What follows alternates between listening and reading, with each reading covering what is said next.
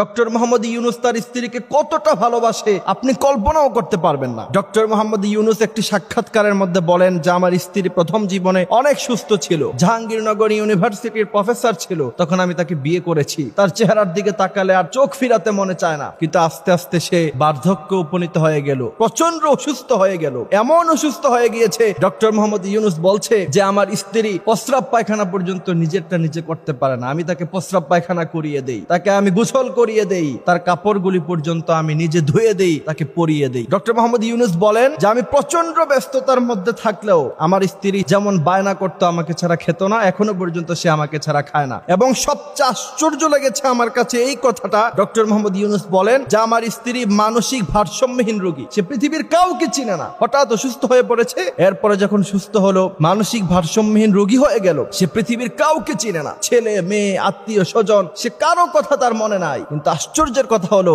সে শুধুমাত্র গোটা পৃথিবীতে একমাত্র একজনকে চিনে, সেটা হচ্ছে আমি, তার স্বামী। একজন স্ত্রীকে একটা মানুষ কতটুকু ভালোবাসলে পরে মানসিক ভারসাম্যহীনতায়, এবং সে যখন প্রচন্ড অসুস্থ, সারা পৃথিবীর কাউকে যখন সে চিনে না, কিন্তু সে তার স্বামীকে চিনে, কতটুকু ভালোবাসলে পরে সে তার স্বামীকে চিনে, বুঝতে পারেন? ডক্টর মোহাম্মদ ইউনুস তার ব্যক্তিগত জীবন জানেন, সারা পৃথিবী তাকে চিনে, আমেরিকা যুক্তরাষ্ট্র থেকে শুরু করে জাপান, জার্মান, গোটা ওয়ার্ল্ডের যতগুলি ধনী রাষ্ট্র আছে সবাই তাকে সেলুট করে। এত বড় ব্যক্তি হওয়ার পরেও সে যদি তার স্ত্রীকে খাবার খাইয়ে দিতে পারে, সে যদি তার স্ত্রীকে গোসল করিয়ে দিতে পারে, আপনি কি কলিমুদ্দিন সলিমুদ্দিন হইছেন মিয়া? আপনি আপনার স্ত্রীকে ধমক ছাড়া কথাই বলে না, স্ত্রীর সাথে হাসি দিয়ে নরম ভাষায় কথা বলাকে বাঙালি জাতি মনে করে ওই পুরুষ মনে হয় কাপুরুষ, সেটা কাপুরুষ নয়। বিশ্ব নবীর ব্যাপারে হাদিস এসেছে, আম্মা জান আয়েশা রাদিয়াল্লাহু তাআলা আনহা বলছেন যে বিশ্ব নবী সাল্লাল্লাহু আলাইহি সাল্লাম ছিলেন পৃথিবীর মধ্যে সবচেয়ে রোমান্টিক স্বামী। সুবহানাল্লাহি ওয়া বিহামদিহি সুবহানাল্লাহিল আযীম। আম্মা জান আয়েশা বলছেন যুদ্ধের ময়দান থেকে বিশ্ব নবী ফিরলো, তিনি এসে বললেন আয়েশা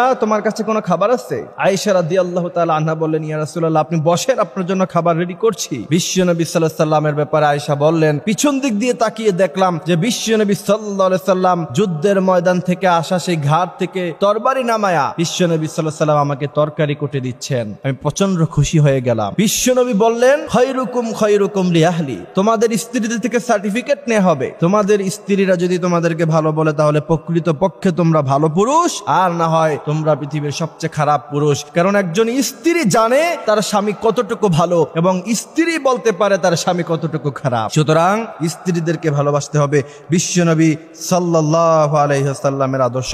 আজকে আমাদের সমাজ ব্যবস্থা হয়েছে এমন, স্ত্রীকে যদি কেউ একটু বেশি ভালোবাসা দেখাতে চায় বলেছে বউ পাগল। আমি বলি বউ পাগল হচ্ছে ওই সমস্ত ছেলেরা যারা চরিত্রবান হয়, যারা কখনো অন্য মেয়ের দিকে তাকায় না, অন্য মেয়ের সৌন্দর্য দেখে যারা আনন্দিত হয় না, তারাই তাদের স্ত্রীদের সৌন্দর্য দেখে সবচেয়ে বেশি আনন্দিত হয়। এই জন্য প্রিয় ভাইরা আমার, আল্লাহ পাক আমাদেরকে এই কথাগুলি বোঝার মানার তৌফিক দান করুক, আমিন। ধরিয়া রাখিও সোহাগে আদরে আমার, মুখর পাখি তোমার প্রাসাদ প্রাঙ্গণ।